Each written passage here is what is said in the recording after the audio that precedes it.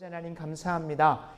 온 우주 만물을 창조하시고 지금도 보존하시며 간섭하시는 하나님 아버지, 우리를 이 자리로 불러주시고 함께 주 안에서 형제요 가족된 우리가 모여 기도할 수 있게 하심에 참으로 감사합니다. 이 시간 선포되는 말씀 가운데에 주의 영을 부어주시사 우리에게 들을 수 있는 귀를 창조하시고 우리에게 그대로 순종할 수 있는 마음도 창조하여 주셔서 오늘 한 번의 기도회로도, 오늘 한 번의 말씀으로도, 한 번의 예배로도 우리의 인생이 새롭게 되어질 수 있음을 믿음으로 고백할 뿐만 아니라 경험하는 시간 될 수 있도록 주여 은혜 더하여 주시옵소서. 지혜와 계시의 영을 더하시사 오늘 말씀 가운데 하나님을 더 깊이 아는 놀라운 은혜 허락하셔서 우리가 주문처럼 외웠던 사도신경에 창조주 되시는 하나님을 바르게 아는 시간 될 수 있도록, 그리고 알면서 끝나는 것이 아니라 삶에서 경험하고 고백하며 간증할 수 있는 은혜가 이 자리에 계신 우리 모든 좋은 교회 성도님들에게 넉넉히 이루어질 수 있도록 도와주시옵소서. 모든 것 주님께 의탁합니다. 우리 구주 되시는 예수님의 이름으로 간절히 기도합니다. 아멘. 아멘. 오늘 함께 나눌 말씀은 이사야서 43장 15절에서 21절입니다. 이사야서 43장 15절에서 21절입니다. 이사야서 43장 15절 21절입니다. 다 찾으신 줄로 알고 이 시간 저 한 절, 우리 성도님들 한 절 교독한 후에 21절만 합독할 수 있도록 하겠습니다. 약속이 든 하나님의 말씀입니다. 나는 여호와 너희의 거룩한 이요 이스라엘의 창조자요 너희의 왕이니라. 나 여호와가 이같이 말하노라. 바다 가운데의 길을 큰 물 가운데에 지름길을 내고 병거와 말과 군대의 용사를 이끌어내어 그들이 일시에 엎드러져 일어나지 못하고 소멸하기를 꺼져가는 등불 같게 하였느니라. 너희는 이전 일을 기억하지 말며 옛날 일을 생각하지 말라.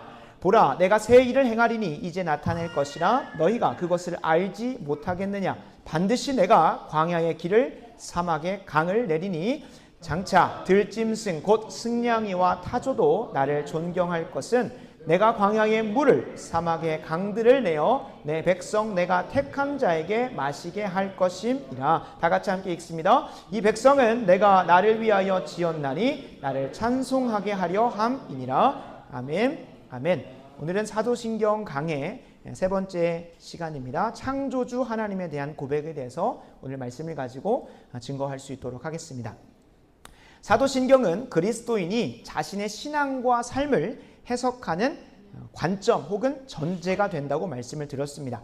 동일한 성경 본문을 보더라도, 동일한 상황을 마주하더라도 사도신경의 렌즈를 가지고 보는 사람은 다른 사람들과 전혀 다른 해석과 삶의 열매를 맺어냅니다. 지난 시간에 살펴봤던 하나님의 전능성, 다시 말하면 전능하신 하나님을 믿고 성경을 읽는 사람은 성경에 기록된 초이성적인, 이성을 넘어서고 그리고 우리가 딱 보기에도 신비하다고 말할 수 있는 기적을 쉽게 납득합니다. 왜 그럴까요? 하나님이 전능하시다는 것을 믿고 보기 때문에 그렇습니다. 그것을 전제하고 보기 때문에 성경에 있는 초이성적인 내용들이 다 가능하다라고 말합니다. 하나님은 전능하시다는 전제를 믿음으로 붙드는 순간 성경에 기록된 죽은 자의 부활도 믿어지고 불치병과 난치병의 온전한 치유도 이해가 되어지고, 그리고 예수님의 동정녀 탄생 등 인간의 이성을 초월하는 모든 사건을 이해할 수 있고 믿음으로 수납할 수 있게 됩니다. 그래서 하나님의 전능성 앞에 자신의 무능함을 발견하고 하나님을 전적으로 의지하며 사는 삶의 열매를 맺게 됩니다.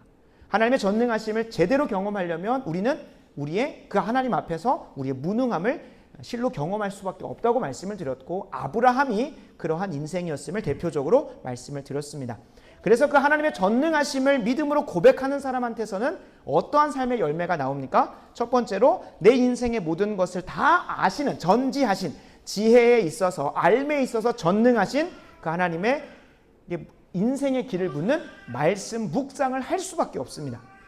또한 그 인도하심을 따라서 살 수 있는 능력마저도 하나님께 달라고 기도하는, 전심으로 기도하는 기도의 자리가 세워질 수밖에 없고, 하나님께 대한 전적인 의존으로 인해서 우리의 삶 가운데 무엇을 누리게 됩니까? 평안과 위로를 누리게 됩니다. 그러니까 하나님에 대해서 나는 하나님이 전능하심을 믿어 라고 말하는 사람에게 있어서는 자연스럽게 삶에서 말씀 묵상이 나와야 되는 것이고, 그리고 참된 기도가 나와야 되는 것이고, 그리고 그 기도한 자들에게 하나님께서 베풀어 주시는 전능하신 하나님이 내 삶을 주관하신다는 그 사실 앞에서 내가 놓여진 고난과 어려움이 있더라도, 갈 길을 몰라 방황할지라도 참된 평안이 찾아오고 위로가 찾아온다는 것을 분명히 말씀을 드렸습니다.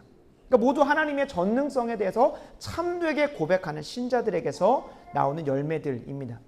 이러한 믿음의 행보는 조금만 더 생각해 보면 단순히 그냥 그리스도인들에게만 요구가 되는 것이 아닙니다. 지난 에베소서 강해에서 한번 그 UNJ, 그 UN-Jesus 그 세가족 초청회 날 때 한번 우리 오신 성도님들하고도 세가족분들과 나눴었는데, 이 세상을 살아가는 사람이라면 그 누구나 자신이 모든 것을 다 경험하고 이해하고 살펴보고 연구하고 검증하고 납득되었기 때문에 어떤 것을 선택하고 살아가는 사람은 없다고 말씀을 드렸습니다. 모두가 다 아직 경험해보지 못했고 이해해보지 못했고 살펴보지 못했고 연구해보지 못했고 검증해보지 못했고 확인해보지 못했더라도 삶을 나름대로 일관성 있게 뭐하며 살아갑니까? 해석하면서 살아갑니다. 무슨 말일까요? 모두가 다 어떠한 세계관과 전제를 가지고 내 삶을 임하고 있다는 겁니다. 그것이 기독교에서 말하는 기독교 세계관이 됐든 혹은 사도신경의 신앙 고백이 됐든, 아니면 우리가 좀 이따 살펴보겠지만 과학자들이나 철학자들도 각자가 자신이 생각해 놓은 하나의 전제 안에서 삶을 해석해 보려고 합니다. 대표적으로 과학자들은 유물론적인 사상 안에서, 유물론적인 세계관 안에서 삶을 일관되게 해석해 보려고 합니다. 그리고 우리가 고대 철학자들, 우리가 그 학교에서 자연스럽게 배웠던 것, 고대 철학자들도 어떤 철학자는 물을 가지고 이 세상을 일관되게 해석해 보려고 했었고, 또 어떤 사람은 불을 가지고, 어떤 사람은 사원소를 가지고 이 세상을 한번 잘 연구해 보려고 했던 사람들입니다. 그것이 과학이라는 미명하에, 과학이라는 포장지 아래 우리에게 가르쳐져 왔어서 그것이 마치 다 옳은 것이고 다 진리인 것처럼 보여지지만, 아직도 원자와 원소에 대한 연구가 다 끝나지 않았고 다 이해되지 않았습니다. 그럼에도 불구하고 지금까지 밝혀진 것 안에서 모르는 부분들은 뭐 하고 가는 겁니까? 믿고 해석해 보는 겁니다. 그래서 과학자들이 매번 하는 게 가설을 잡는 겁니다. 아직 내가 이해되지 않고 검증되지 않은 부분에 대해서 믿고 한번 가설을 제시하고 그 가설이 검증되고 또 믿어지고, 그렇게 해서 본인들도 미지의 영역을 하나하나 개척해가면서 일관성 있는 세계관 혹은 믿음의 고백들을 완성해가는 과정 속에 있습니다. 반대로 누구는, 바로 이 자리에는 저와 여러분인 그리스도인은 이미 그 답을 가진 존재인 줄로 믿습니다. 바로 누가 가르쳐줬습니까? 하나님께서 성령을 통하여 예수 그리스도를 통해 우리에게 가르쳐 주셨습니다. 그래서 이 성경 말씀을 가지고 세상을 일관되게 해석하면서 갑니다. 그러니까 이게 단순히 우리 신앙인들에게만 사도신경이 있는 게 아니라 세상 살아가는 모든 사람들에게도 그들이 믿고 세상을 바라보는 그 믿음의 고백들이 다 있다는 거예요. 그것이 명문화되어 있지 않고 그것이 그 사람들이 모르고 믿고 가기 때문에 오히려 우리가 더 믿음이 좋은 겁니다. 오히려 더 우리가 논리적이고 납득이 되는 사람들입니다. 생각을 해보면 우리는 무엇을 믿는지를 항상 점검하고 그것을 가지고 삶을 일관성 있게 해석하고 선택하며 살아가기 때문에 그렇습니다. 그래서 우리가 사도신경을 살펴본다고 거듭 말씀드렸습니다. 우리가 믿고 있는 바를 제대로 설정해 놓지 않으면 우리 또한 세상 사람들처럼 어디에서는 A라는 신앙 고백을 선택했다가 어떤 삶의 영역에서는 B를 선택했다. 그러니까 우리가 결혼의 문제에 있어서는 성경적으로 가다가 또 자녀의 문제에 있어서는 세상적으로 갔다가 이런 식으로 왔다 갔다 하는, 그래서 우리가 사도신경을 통해서 우리가 믿고 있는 바가 무엇인지를 일관성 있게 통일성 있게 정리해놓고 그것 안에서 무엇을 보는 겁니까? 하나님의 계신 성경 말씀도 보고 내 삶을 해석하기도 하고 내 삶을 선택하면서 살아가는 삶을 살고자 합니다. 그래서 오늘 세 번째 시간으로 창조주 하나님에 대한 고백, 나는 창조주 하나님을 믿습니다라는 고백을 함께 살펴보면서 자신의 형상대로 인간을 창조하신 창조주 하나님으로 인하여 어거스틴은 이런 고백을 합니다. 하나님 안에서만 내가 안식과 만족을 누릴 수 있었습니다 라고 고백을 해요. 이 고백이 단순히 우리 신앙의 선배인 어거스틴의 고백으로 끝날 것이 아니라 바라고 원하옵기는 오늘 말씀이 끝나고 우리 모두도 하나님 안에서, 나를 창조하신 그 하나님 안에서 참된 안식과 만족을 누리게 되기를, 그리고 이것이 우리의 고백이 되기를 간절히 소원합니다. 아멘. 네, 오늘 본문은 하나님이 선지자 이사야를 통하여 이스라엘 백성에게 이스라엘 백성에게 자신을 계시하십니다. 어떻게 계시하십니까? 그것이 15절에 나옵니다. 나는 여호와 너희의 거룩한 이고 그 다음에 이스라엘의 창조자고 너희의 왕이니라. 특별히 오늘은 이 가운데 있는 창조자라는 고백을 깊이 살펴보려고 합니다. 하나님께서 자신을 창조자라고 말만 하고 끝나신 것이 아니라 실제로 이스라엘 백성들 가운데 어떠한 창조의 역사를 이루셨는지를 16절과 17절이 구체적으로 이야기합니다. 16절 17절 함께 읽어보겠습니다. 나 여호와가 이같이 말하노라. 바다 가운데 길을 큰 물 가운데 지름길을 내고 병거와 말과 군대의 용사를 이끌어내어 그들이 일시에 엎드려져 일어나지 못하고 소멸하기를 꺼져가는 등불 같게 하였느니라. 아멘 아멘.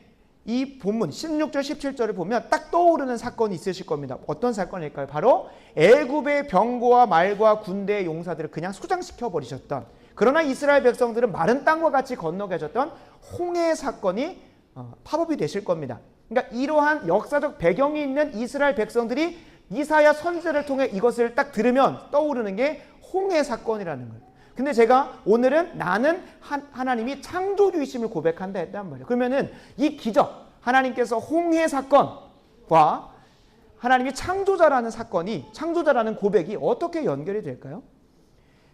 다시 말하면 이 기적이라고 하는 것이 왜 창조주 하나님을 드러내는 하나의 근거가 되냐는 것을 우리가 한번 던져볼 수 있습니다. 우리 위대한 신앙의 선배 조나단 에드워즈는 하나님이 이 땅에서 행하시는 기적을, 바로 이 기적, 홍해를 가르시는 기적뿐만 아니라 난치병, 불치병을 고치시고 죽은 자들을 살리시는 그런 놀라운 기적들을 이해할 수 있는 신학적 개념을 하나 이렇게 던집니다. 계속되는 창조라는 말을 그가 언급합니다. 무슨 말이냐면 창조 사역을 우리가 기본적으로 이해할 때, 창조주 하나님이라고 기억을 할 때 어떻게 이해합니까? 과거에 완성시키시고 손을 떼신 하나님이라고 생각할 때가 너무나 많습니다. 실제로 하나님께서 창조 사역은 지금도 진행 중이시고 우리의 고백으로는 미래 완료적이십니다. 인간의 시점에서는 미래 완료적이시라는 거예요. 다시 한번 말씀드립니다. 하나님의 창조 사역은 과거에 완료되고 끝나신 것이 아니라 현재도 진행 중이고 미래 완료적이에요. 누구를 통하여 완성됩니까? 예수 그리스도의 재림을 통하여 그 모든 창조 사역이 완성된다는 거예요. 그래서 우리가 홍해 사건도 그렇고, 홍해 사건을 다른 표현을 하면 이스라엘 백성들을 옛 노예된 삶에서 뭘로 창조하신 사건입니까? 이제 이스라엘 백성이 하나님을 예배하는 새로운 존재로서 창조하시는 사건이기도 하고, 그냥 단순히 그런 고백뿐만 아니라 이 구원의 역사뿐만 아니라 홍해를 가르신 그 기적조차도 하나님은 지금도 계속해서 창조하신다는 거예요. 우리가 쉽게 생각하는 것은 하나님은 창조해 놓으시고 지금 이 세상은 하나님의 통치가 아니라 자연 법칙에 따라서 자연스럽게 이루어져 간다고 고백을 합니다. 그러니까 기적이 놀랍게 보여지는 거예요. 그러나 하나님은 지금 이 순간도 우리 안에 있는 세포들이 계속 창조하시는 것처럼 자연 법칙을 거슬러서도 하나님이 창조하신 이 세계에 간섭하시고 보존하시고 유지하시기 위해서 계속해서 뭐 하고 계신다는 겁니까? 창조하고 계신다는 거예요. 하나님의 선하신 뜻대로 하나님이 관여하신다는 것을 우리가 섭리라고 표현을 합니다. 하나님의 뜻하신 대로 신실하게 이 땅 가운데 이루는, 그러니까 그 섭리라는 것을 이 조나단 에드워즈는 창조가 계속해서 이루어지고 있다라고 신학적으로 개념 정리를 딱 해버리는 거예요. 그 이유가 무엇이냐면 그 당시 조나단 에드워즈가 사역했을 당시에 많은 신학계에서 이신론이라고 하는 것을 주장해 왔습니다. 이신론이라고 하면 마치 하나님이 정밀한 시계공과 같아서 시계를 딱 만들어 놓고 태엽만 돌려놓으면 자연스럽게 마치 하나님이 창조하시고 자연 법칙대로 이 세상이 그냥 돌아가시고 하나님은 그냥 팔짱 끼시고 구경만 하고 계시다는 것처럼 고백하게 만들었다는 거예요. 그러니까 하나님이 시계공처럼 시계를 만들어 놓고 그냥 알아서 돌아가게 하시지 더 이상 관여하시지 않는다는 고백이 조나단 에드워즈가 사역했을 그 당시에 만연한 하나님에 대한 개념이었습니다. 그러니까 창조주에 대한 고백을 우리도 그렇게 비슷하게 하죠. 과거에 창조하시고 끝나셨다라고 생각하고 끝낼 때가 있다는 거예요. 그러나 하나님의 창조 사역은 과거로 끝나신 것이 아니라 현재도 진행 중이시고 더불어서 미래 완료적이시라는 거예요. 그럼 현재는 누구를 통하여 창조 사역을 이루어 가실까요? 하나님의 형상대로 지음받은 바로 우리들을 통하여, 더 엄밀히 말하면 교회를 통하여 하나님께서 그 창조 사역을 계속 이루어 가신다라고 말씀을 드립니다. 그럼 이런 질문이 들 수 있습니다. 하나님께서 분명히 창세기에서 보시기에 심히 좋았다라고 말씀하셨다는 말이에요. 완성했기 때문에 하나님이 보시기에 하나님의 뜻하신 대로 창조가 완성되었기 때문에 보기 좋다고 하신 거 아닌가? 어떤 질문 앞에서 이거 드는 겁니까? 만약에 하나님이 과거에 완성시키지 않았는데 그 사건에 대해서, 그 창조에 대해서 보기 좋았다고 하면 하나님 대체 뭘 보고 좋다고 하신 건가? 라는 의문이 들 수 있다는 거예요. 그러니까 미완성의 창조를 이제 교회를 통해서도 계속 이루어 가시잖아요. 그러면 그 당시 태초에는 미완성으로 끝났다는 건데 그게 왜 보기에 좋았다고 표현하신 것일까? 여기서 우리가 정말 기억해야 될 것 한 가지가 있는데, 나중에 이제 예정에 대해서도 좀 살펴볼 때에 이 개념이 참 정말 중요합니다. 하나님은 인간이 가지고 있는 시간이라는 한계 속에 계시지 않은 분이라는 것을 우리가 이해할 필요가 있습니다.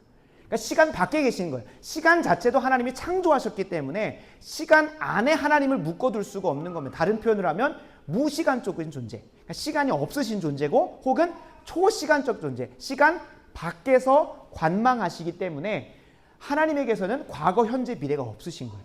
하나님의 시점에서는 모두가 다 뭡니까? 현재 진행형인 거예요. 현재. 모두가 다 현재인 거예요. 그러니까 하나님이 딱 창조하시고 하나님의 시점에서는 보기 좋으신 겁니다. 왜 그럴까요? 아담과 하와가 지어졌을 때 지금 이 좋은 교회가 없었습니다. 지금의 수많은 교회들도 없었습니다. 그러나 하나님은 시간 밖에서 본인의 피조 세계인 시간 밖에서 그것을 바라보시면서 앞으로 누구를 통하여? 아담과 하와를 통하여 죄가 들어가 망가지기도 하지만 그 시간 속에서 교회를 세우시고 예수 그리스도를 통하여 완성하시고 예수 그리스도의 보혜사인 성령을 보내셔서 교회를 통하여 장차 재림 때에 완성하실 것을 다 총체적으로 보셨기 때문에 보시기에 좋았다라고 표현을 하신 겁니다. 여기서 우리가 기억할 것은 하나님은 무시간적인 존재시라는 거예요. 그러니까 창조하실 때 과거 완료적으로 표현했다는 거, 현재 질, 이거는 다 누구의 시점에서 말하는 겁니까? 우리의 시점에서 말하는 거예요. 우리의 이해를 돕기 위해서 과거에 그렇게 우리가 과거 완료적으로 또 고백하면 안 되는 거예요. 하나님은 이미 태초에 혹은 창조 때에 모든 걸 다 완성된 걸 보시고 말씀하신 것이고 우리의 시점에서는 과거에 완성되지 않았고 반대로 현재도 진행 중이고 앞으로 장차 예수 그리스도의 재림을 통하여 이 창조 사역이 완성된다라는 것을 말하고 있어요. 그래서 우리가 최근에 읽었던 이사야서 66장도 무엇을 이야기합니까? 새하늘과 새 땅으로 창조가 완성될 그날이 곧 올 것이다라고 얘기하는 거예요. 계시록 22장에서도 창조가 완성될 그날, 누구의 재림으로? 예수 그리스도의 재림으로 완성될 그날을 위하여 이 땅에 있는 교회들이 뭐 하는 겁니까? 하나님의 창조 사역을 누구와 함께? 성령과 함께 이루어 가는 겁니다.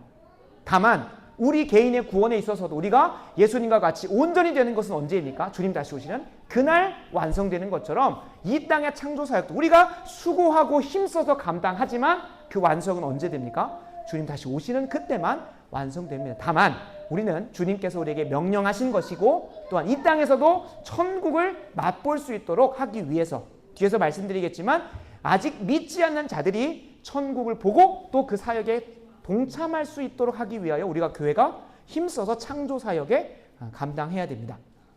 그래서 주님은 오늘 조금 건너뛰어서 21절을 보시면 이렇게 표현하고 있습니다. 이 백성은 누굽니까? 먼저는 이스라엘 백성들이고 그리고 이 말씀을 믿음으로 우리가 그 계보 안에 들어간 영적인 이스라엘인 우리 이 교회가 하나님께서 지었는데 창조하셨는데 왜 창조하셨답니까? 나를 찬송하게 하렴이라고 말씀을 해주십니다. 그러니까 찬송한다. 그리고 뒤에서 보시면 이제 그 지난번에 우리 예배와 관련된 강의를 할 때 찬송, 하나님의 뜻대로 살아가는 것, 그 모든 것이 다 연결된다고 말씀을 드렸어요. 그래서 하나님이 창조하신 것도 그리고 우리를 재창조하신 구원의 역사 다 무엇을 위해서? 하나님을 찬송하고 하나님의 영광을 드러내고 하나님을 예배하는 삶으로. 그래서 하나님께서 우리의 인생을 어디로 인도하시는 거예요? 우리를 창조하신데 그 목적이 방금 말씀드린 것처럼 하나님께서 창조를 시작하셨고 예수 그리스도를 통하여 성취하셨으며 이제는 성령을 통해 우리와 함께 그 창조 사역을 완성해 가는. 그러니까 우리를 지으신 목적 자체가 그러니까 이게 표현만 다를 뿐이지 예배하기 위해서 지었다, 하나님의 창조 사역 가운데 동참시키기 위해서 창조하셨다, 다 동일한 의미 안에서 다른 표현들을 쓰고 있는 거예요. 이 백성은 내가 나를 위하여 지어 내 나를 찬송하게 하렴이라, 나의 은혜의 영광을 찬송하게 이들을 구원하였느니라, 그리고 경작하고 지키게 하도록 아담과 하와를 창조하였던 것처럼 생육하고 번성하고 땅에 충만하고 정복하고 다스리기 위하여 우리를 창조하셨던 것. 다 표현만 다를 뿐이지 결국에 오늘 말씀의 표현에 따르면 그 창조 사역에 우리를 동참시켜서 함께 그걸 가게 하시기 위해서. 여기서 또 한 가지 질문을 드릴 수 있습니다. 하나님의 창조의 능력이 조금 부족하셔서 우리를 초대하신 건가? 그게 아닌 거죠. 하나님은 우리가 아니고서도 실제로 이스라엘 백성이 애굽에서 나와서 가나안 땅으로 가는 그 구원의 여정 속에서도 하나님이 이스라엘 백성의 피 한 방울, 땀 한 방울 안 사용하셔도 그냥 구원하실 수 있는 창조주 하나님이십니다. 초자연적인 역사를 이루실 수 있는 분이라는 거예요. 그럼에도 불구하고 하나님은 우리와 함께 가시기를 기뻐하셔서 그 자리를 우리를 초대하셨다는 것을. 물론 우리가 막 수고하는 것처럼 보이지만 우리가 결국 누구를 의지하여 그 창조 사역에 임하게 됩니까? 하나님을 의지하여 창조의 사역에 임하기 때문에 결국에 하나님이 하시는 겁니다. 다만 하나님이 그 방법을 기꺼이 기쁨으로 선택하셨다는 거죠. 부족하고 연약하고 참 모자란 우리들이지만, 심지어 죄까지 범하여 그런 사역을 능히 감당할 수 없는 우리들이지만 그 자리로 초대하셔서 그 창조의 기쁨, 마태복음 25장에 나오는 표현으로는 주인의 즐거움, 그 창조주 하나님이 창조하심으로 누리시는 그 즐거움에 우리를 초대하셔서 참여케 하신다는 것을 우리가 고백할 수 있습니다. 그래서 우리가 그것을 은혜라고 고백을 하는 것이죠. 다시 우리 18절로 좀 가보도록 하겠습니다. 하나님께서 이 땅을 창조하실 때 우리와 함께 그 사역하시길 기뻐하신다고 말씀드렸습니다. 그렇다고 해서 우리를 배제하시고서 아무런 일을 못하신다는 것은 또 잘못된 고백입니다. 하나님은 초자연적인 일을 통해서 인간의 어떠한 도움 없이도 놀라운 일을 감당하실 수 있으신 분입니다. 그리고 그 창조 사역은 단순히 무에서 유만 만드시는 것이 아니라, 어떻게 보면 모든 게 다 무에서 유죠. 죽음 가운데서 생명을 창조하시고, 병마 가운데서 치유와 회복을 창조하시고, 또 우리의 삶 가운데 필요한 것들이 없는데 있게 하시는 건 다 무슨 사건입니까? 창조의 사건입니다. 그래서 하나님이 창조주라는 귀한 고백, 그리고 그것을 과거에 끝나시고 관여 안 하신다는 게 아니라 지금도 창조하시고 계시는 하나님이라는 것을 뭐 한다면, 믿음으로 고백한다면 우리가 마땅히 나와야 될 고백은 무엇입니까? 하나님, 저의 삶 가운데 이러한 창조의 역사를 이루어 주시옵소서. 병막 가운데 있으시다면 그 병막 가운데 그 죽은 세포들은 다 지우시고 새로운 세포, 건강한 세포로 창조하여 주시옵소서라고 기도하는 거예요. 그러니까 우리가 기도하는 이유는 지금도 하나님께서 동일하게 창조의 역사를 나의 삶 가운데 행하시는 분이라는 믿음의 고백인 겁니다.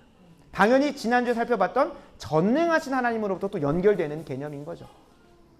제가 18절 19절을 보자고 했습니다. 18절 19절을 보면 이제 하나님께서 이전에 행하셨던 창조 사건을 근거하여 이제 너희에게도 또 다른 창조 사건을 이루시겠다고 말씀하시는, 약속하시는 18절 19절이에요. 같이 한번 읽어보겠습니다. 시작. 너희는 이전 일을 기억하지 말며 옛날 일을 생각하지 말라. 보라, 내가 새 일을 행하리니 이제 나타낼 것이라. 너희가 그것을 알지 못하겠느냐. 반드시 내가 광야의 길을, 사막의 강을 내리니. 그것을 누구조차도 존경하고 인정한다고 합니까? 장차 들짐승 곧 승냥이와 차조도 하나님을 인정하고 존경하게 된다는 거예요. 내가 광야에 물을 내고 사막에 강들을 내어 내 백성 내가 택한 자에게 마시게 할 것이다 라고 약속하고 계시는 거예요. 이전에도 창조사역을 하겠고 너희의 역사 가운데 진짜로 그 창조사역도 경험했으니 이제 나에게 또 창조를 행하실 거예요. 우리가 물론 이것을 창조라고 잘 보질 않고 뭐라고 봅니까? 기적을 행하신다, 혹은 약속대로 행하시는 전능하신 하나님이라고 하는데, 오히려 이것은 본인이 그렇게 증거하셨잖아요. 나는 창조자다라고 얘기하셨으니까 창조사역인 겁니다. 지금도 동일하게 역사하고 계시는 창조사역. 그래서 우리가 그 창조사역을 의지하여 기도하는 거예요. 창조사역을 의지하여 기도하는 거예요. 그러니까 저도 매번 매 주일 예배 때마다 그 창조 사역을 위해서 이 자리에 서는 겁니다. 하나님께서 말씀으로 천지를 창조하셨던 것처럼 동일하게 지금도 주일 예배 강단에서 선포되는 말씀으로 영혼을 새롭게 하시는 겁니다. 그러니까 한 번의 예배로도 회심이 일어날 수 있고, 한 번의 예배로도 거듭남이 일어날 수 있고, 한 번의 예배로도 놀라운 역사가 일어날 수 있을 믿음으로 고백하기에 저는 그렇게 나아가는 것이고, 그 기대로 나아가고 그 믿음을 고백하며 나온 자들에게는 뭐 하신다고 하십니까? 내 백성 내가 택한 자에게 그 기적과 창조를 경험케 하실 거라고 20절은 약속하고 있는 거예요. 그래서 우리 성도님들이 창조주 하나님을 믿는다면 이전까지 내가 믿음이 없었을 수 있습니다. 어떤 부분에 있어서는. 그러나 한 번의 예배 가운데, 한 번의 기도 가운데서도 그 창조를 행하실 수 있는 분. 만약에 우리가 어떤 믿음을 갖고, 예를 들면 이신론적인 믿음 말고 유신 진화론적인 믿음을 가지고 있을 수 있습니다. 그러니까 창조에 대해서 유신 진화론적인, 하나님은 계시는데 하나님이 점진적으로 진화를 통하여 이 세상을 창조하셨다는 그런 것을 주장하는 신학계의 흐름이 있습니다. 물론 성경적이지 않습니다. 그 유신 진화론적인 믿음을 가지고 내가 하나님을 창조주라고 고백하고자 어떻게 할까요? 물론 교육이라는 것이 결코 효용성이 없는 것은 아닙니다. 그러나 교회 안에서 한 번의 예배, 한 번의 기도로 일어날 수 있는 창조 사역을 부인하고 교육을 통해서 사람이 변한다라고 말하는 사람들도 있습니다. 교육을 하나님 자리에 대체해서 행할 수도 있다는 거예요. 점진적으로 될 수 있다고 생각을 하는 거예요. 오히려 교회 안에서 이루어지는 제자 훈련은요, 훈련을 통하여 사람 변한다고 고백하지 한 명도 안 합니다. 그것을 잘못 가지고 간 사람들은 훈련하면 5년 내에 교회의 사람들이 부흥하고 변화될 거라고 이상한 믿음을 가지고, 근데 오히려 제자훈련의 본산이라고 말하는 사랑의 교회에서는 분명히 뭐라고 했냐면 훈련으로 사람 변한다고 안 합니다. 하나님의 창조 사역으로 그 인생이 거듭나고, 거듭난 자가 어떻게 살아가려고? 제자답게 살아가려고 훈련을 받는 거지, 결코 훈련으로 사람 변한다고 생각 안 합니다. 물론 하나님께서 훈련이라는 걸 사용하시면 훈련을 통해서 사람 변하겠지만, 우리의 그 훈련 철학이 가지고 있는 본질은 그걸 통하여 그 영혼이 영적인 죽음 가운데서 영적인 생명으로 옮겨진다고 고백하지 않고요, 한 번의 예배, 또 한 번의 기도, 하나님의 말씀의 선포를 통하여 그 역사가 일어나 성경이 증거하고 있으니까요. 하나님께서 천지를 창조하실 때도 말씀으로 창조하셨고, 우리 가운데 믿음을 일어날 때도 로마서 10장도 무엇을 말합니까? 믿음은 어디서 납니까? 말씀을 들음에서 납니다. 우리의 믿음이 창조되어지려면 무언가 들어야 되고 그 믿음의 내용과 대상이 있어야 되기 때문에, 그것이 없이 그냥 훈련받는다고 해서 사람이 된다? 그것은 세상이 만들어 놓은 교육 철학을 가지고 와서 교회 안에서 답습하고 있는 거예요. 오히려 실제로 우리 교회가 이제 언제 수년 내에 제자훈련도 하고 또 리더로서 또 양들을 또 이렇게 평신도 사역자로서 먹일 수 있는 날이 오기를 기대하고 있습니다만, 분명한 것은 우리가 훈련을 통하여 사람이 변하는 게 아니라 거듭난 자들이, 사도 바울도 로마서 7장에 뭐라고 표현합니까? 내 마음에는 하나님 뜻대로 살고 싶은데 죄에 대해 계속 넘어지고 있는 내 스스로를 보면서 죄와 씨름하는 모습을 로마서 7장에 기록하고 있어요.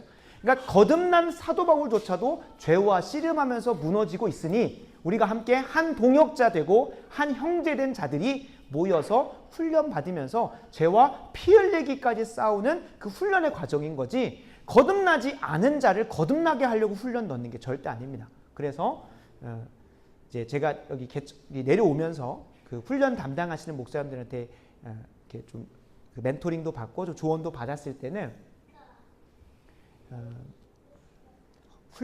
제자 훈련은 가장 중요한 게 선별이라는 거예요. 물론 우리가 거듭난 존재인지 아닌지, 하나님의 자녀인지 아닌지는 몇십 년을 속일 수도 있기 때문에, 본인 스스로도 속일 수 있기 때문에 알 수는 없습니다.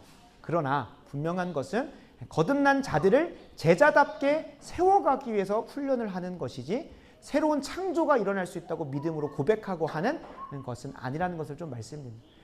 그 연장선상에서 교육도 그렇습니다. 교육을 통해서 사람이 변하는 것이 아니라요. 그래서 저도 요한이를 교육하고 또 훈련을 하겠습니다. 제 자녀. 근데 이걸 통해서 변화된다고 생각은 안 하고, 하나님께서 이 아이에게 새로운 생명을 넣어주시는 창조의 역사가 먼저라는 것을 고백하기 때문에 매일 저녁마다 기도하는 겁니다. 머리를 잡고, 하나님, 이 아이가 육신의 생명을 얻었으니 이제 물과 성령으로 거듭나서 하나님을 예배하는 존재가 될 수 있도록, 사도 요한이 아니라 세례 요한은 태중에서 성령으로 새롭게 됨을 경험하고 이 땅에 왔습니다. 그러니까 거듭남의 시점은 누구도 알 수 없는 것이기 때문에 저 8개월 된 아이도 거듭나서 하나님을 예배할 수 있기 때문에 매번 기도하고 있습니다. 그 생명의 역사는 창조도 누구만 할 수 있기 때문에 하나님만이 하실 수 있기 때문에 우리도 동일하게 그러한 믿음의 고백으로 내 삶 가운데 창조의 역사가 일어날 수 있도록 기도로 나아가실 좋은 교회 성도들 되시길 소원합니다.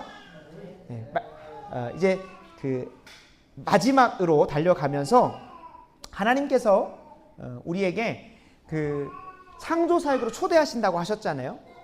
하나님께서 초자연적인 역사를 이루시면서 창조를 행하시기도 하지만 때로는 형상대로 지음받은 우리를 통하여서 창조 사역을 이루어 가신다는 것을 성경은 분명히 이야기하고 있습니다. 에베소서 1장 23절을 제가 읽어드리겠습니다. 교회는 그의 몸이니 예수 그리스도의 몸이니 만물 안에서 만물을 충만하게 하시는 이의 충만함이에요. 그러니까 교회를 통하여 이 온 우주 만물을 지으셨는데 그리고 그것을 충만하게 그것이 본래 목적대로 갈 수 있도록 교회를 통하여 창조를 이루어 가시는데 누구를 사용하신다는 거예요? 교회 그리고 그리스도를 사용하신다는 거예요. 그래서 하나님께서 실제로 이 땅 가운데에 선진 문명과 또 기독교적인 세계들을 이루어 가실 때 그냥 타노스처럼 이렇게 하시는 게 아니라 누굴 통해서 하십니까? 참된 신앙 고백을 가지고 있는 신자들의 무엇을 통하여? 순종을 통하여 그들의 창조 사역을 통하여 가정을 새롭게 창조하시고 학교를 새롭게 창조하시고 일터를 새롭게 창조하신다는 것을 지난 기독교 역사가 증거하고 있습니다. 그러니까 하나님께서 창조를 하실 때 지금 이 교회 그리스도인들을 통하여 일하신다는 겁니다. 그래서 하나님 안에서 신자는 그리스도인은 내 인생이 무엇을 해야 할지 어떻게 살아가야 될지를 알 수가 있습니다. 하나님께서 해결이한테는 어떤 영역을 창조해라, 어떤 영역을 하나님의 말씀으로 충만하게 하라 라고 하는 소명도 주시고 사명을 주셨기 때문에 그 여정을 쉽게 빨리 발견한 사람은 그 창조사역의 감당함으로 어거스틴의 고백과 같이 뭘 할 수 있는 겁니까? 우리가 아무리 많은 돈을 가지고 아무리 많은 명예와 높은 것에 취하더라도 만족하지 못하는 이유는 하나님께서 우리의 인생을 존재 목적대로 이끌어 가시려고 했는데 거기서 벗어나 있으니까. 근데 하나님이 우리를 창조하신 목적대로 우리가 그 창조사역에 임하고 있으면 그 안에서 세상은 줄 수 없는 참된 무엇이 찾아옵니까? 만족과 기쁨이 찾아온다. 그래서 어거스틴은 이런 고백을 하는 것이 아닐까라는 생각을 해봤습니다. 그래서 하나님께서 우리를 통하여 그 창조사역을 이루어 가실 때 우리는 그냥 그분의 소모품이나 도구로 쓰임받고 끝나는 것이 아니라 그 안에서 우리의 인생에 무엇을 찾을 수 있습니까? 목적과 의미를 발견하게 되는 거예요. 그래서 혹자가 이야기하는 것처럼 우리가 땀 흘리고 노동하는 것은 죄로 인한 형벌이다라고 말하는데 결코 아닙니다. 아담과 하와를 창조하시고 이 땅에서 에덴 동산을 경작하고 지키는 땀 흘리며 수고하는 일을 그에게 허락하셨어요. 무엇일까요? 하나님은 아담과 하와에게는 에덴 동산을 하나님의 뜻대로 창조하고 만들어가는 사역에 배치하셨다는 거예요. 아브라함에게는 가나안, 이스라엘 백성들은 가나안 땅, 그리고 우리에게는 대한민국이라는 이 땅에서 창조 사역을 이루어 가도록. 그러니까 파이어족이 이제 좀 한창 했다가 지금 확 그 인기가 줄어들었는데 아마 그들이 이제 노년이 되고 나면 그런 피드백이 나오지 않을까 싶습니다. 그러니까 파이어족이 뭡니까? 40 되기 전에 모든 평생 먹고 쓸만한 돈을 다 투자해 놓고 그냥 나는 호의호식하면서 아무 일도 안 하는 게 핵심입니다. 아무 노동도 안 하고 내 삶을 살아가겠다라고 하는데 그들은 곧 그들이 인생이 얼마나 더덥고 의미 없고 허무하고 공허한지를 발견하게 될 거예요. 왜 그럴까요? 하나님이 우리를 창조하실 때는 그냥 맨날 놀고 먹는 존재로 짓지 않으셨어요. 실제로 우리가 그냥 주변 사람들이 다 취업해 있으니까 내가 일 안 하고 있으면 막 괴로운 게 아니라 정말로 하나님께서 우리를 창조하신 목적이 하나님의 창조 사역에서 일할 수 있도록 지은 존재이기 때문에 우리가 그것을 하고 있지 않으면 공허하고 의미가 없어 보이고 백날 계속 쉬고 있으면 그것마저도 뭐해집니까? 지루해지기 시작을 합니다. 지루해지기 시작을 하는 거예요.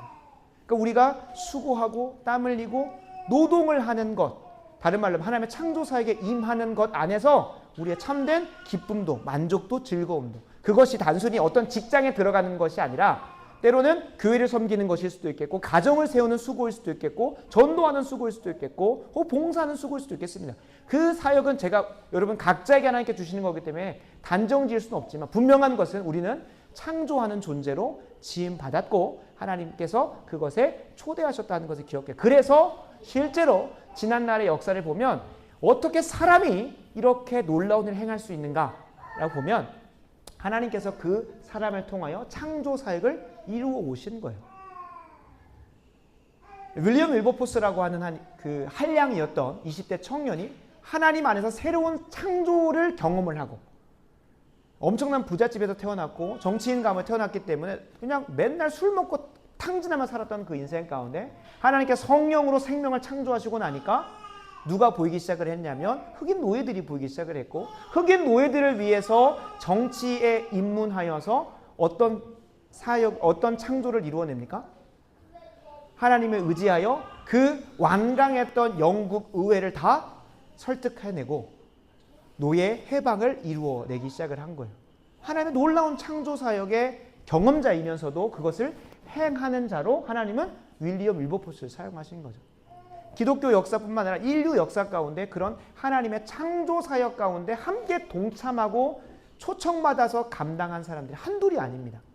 저는 바라고 원하옵기는 창조주 하나님을 믿는다고 한다면 그 창조로 우리를 초대하시니까 하나님의 초대에 믿음으로 반응하여 그 창조 사역에 우리가 임했으면 좋겠다는 거예요. 그 크기와 범위와 넓이는 사람마다 다 다릅니다. 천편일률적이지 않습니다. 왜요? 세상에는 할 일이 많고 하나님의 창조가 임해야 될 영역은 너무나 많기 때문에. 그래서 세상이 제시하는 대로 꼭 대학 가야 되고 또 대학 다녀와서 또 어떤 직장에 가야 되만 그것만이 성공한 인생이 아니라 하나님이 보시기에 하나님이 부여하신 창조 사역을 잘 감당하고 있다면 저는 그 인생만큼 하나님 보시기에 참 잘하고 있다라고 하는 인생은 없을 것이라고 생각을 합니다. 그래서 좀 이따 기도회 때 좀 나누겠지만 하나님이 나를 통하여 어떠한 창조 사역을 이루시고자 하시는가, 그것을 발견하고 묻고 점검하는 시간도 우리에게 있었으면 좋겠습니다. 말씀을 마무리하면서 하나님이 그 창조 사역을 이루어 가실 때 우리와 함께 하신다고 하셨습니다. 반대로 우리는 그 창조 사역에 임한 우리는 누구와 함께 하지 않으면 그 창조 사역에 동참을 못 합니까? 반대로 하나님과 함께 하지 않으면. 이 세상에서 하나님의 형상대로 지음받은 존재는 우리밖에 없습니다. 하나님의 형상대로 지음받은 그 의미와 목적과 이유가 다양하지만 그 중에 한 가지는 하나님과 함께 교제하며 하나님이 행하시는 일들을 우리가 대리 통치자요, 대리 창조자로서 감당하는 것은 그 어떤 피조물도 아니라 누구와만 하시려고 하는 겁니까? 인간인 바로 저와 여러분을 통해서만 하시려고 하는 거예요. 근데 사람이 하나님을 떠나 하나님의 형상을 잃어버리고 하나님과 교제하지 않으면서, 하나님과 동행하지 않고 하나님과 관계 맺지 않으면서 그 창조 사역을 하다 보면 뭘 창조하게 됩니까? 악한 것들을. 그래서 아담과 하와가 에덴 동산으로 쫓겨나서 하나님과 교제가 단절된 상태에서 수고하고 땀 흘려도 뭐가 안 나옵니까? 그의 땀과 수고에 준하는 열매들이 땅에서 나오지 않고 뭐가 나오는 거예요? 가시덤불과 엉겅퀴가 창조되고 만들어지기 시작을 하는 거예요.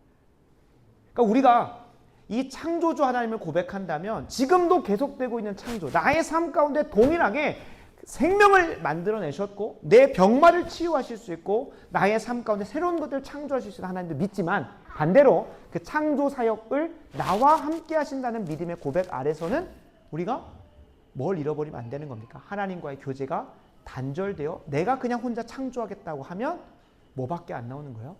사망과 가시덤불과 엉겅퀴밖에 안 나온다는 거예요. 그래서 바라고 원하옵기는 오늘 말씀을 마무리해서 이걸 꼭 기억하셨으면 좋겠습니다. 하나님과 교제하면서 창조 사역에 임하셔야 됩니다.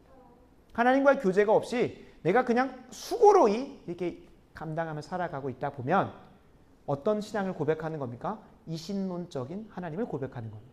하나님은 과거에 창조하시고 지금은 손 떼고 계셔 라는 그 고백. 그러니까 창조주 하나님을 고백하는 게 아니라 내가 창조자라고 스스로 고백하면서 하는 거예요. 하나님과 교제를 단절시켜 놓고 살아가고 있다면. 그래서 바라고 원하옵기는 우리가 이 세 가지를 꼭 기억하면서 오늘 말씀을 마무리했으면 좋겠습니다. 첫 번째는 하나님께서 내 안에 새로운 창조를 시작하셨고 지금도 하고 계시며 앞으로도 계속 하실 것이라는 믿음이 우리에게 있었으면 좋겠습니다. 다른 말로 하면 계속 하나님의 창조는 계속 진행 중이다 라는 고백.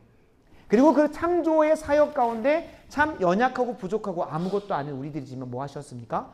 초청하셔서 함께 참여할 수 있도록 하셨다는 거예요. 그 창조 사역에 우리를 초대하셨다는 거예요. 그 안에서만이 우리가 참된 위로와 만족과 기쁨을 누릴 수 있습니다. 그것을 떠나서 세 번째입니다. 하나님과의 교제가 단절된 채로 나 혼자 뭔가 창조하겠다고 삶을 만들어가 보겠다고 하는 사람들 뭐밖에 안 나옵니까? 가시던 물과 엉겅퀴밖에 안 나옵니다. 피땀 흘리고 수고하여도 어떠한 것들. 그래서 이 믿음의 고백을 가지고 있는 사람은 주일 성수를 잘하게 됩니다. 무슨 말일까요? 내가 6일 동안 수고하고 이 하루를 내가 온전히 하나님 앞에 온전히 내어 드려도 뭐 한다는 거예요? 주님은 내 6일 동안 했던 것을 가지고서 창조하실 수 있다는 고백인 거예요. 왜요? 주님도 뭐 하셨으니까요? 7일날 안식하셨기 때문에. 하나님과 똑같이 하나님의 형상대로 지음받은 우리가 그분이 하시는 것과 같이 똑같이 임하는 거예요. 그러니까 주일 성수 못하고 주 7일 아니 365일 내내 일하는 사람, 쉼없이 안식 없이 뭘로 고통받습니까? 본인이 이제 창조하겠다는 거죠. 그런 사람 뭘로 합니까? 병이 생기죠. 쉬지 않고 그렇게 일하면 내가 뭔가 원하는 것들을 더 좋게 만들 수 있다고 생각을 하는데 뭘 잃어버려요? 건강을 잃어버리거나 사람들을 잃어버리는 거죠.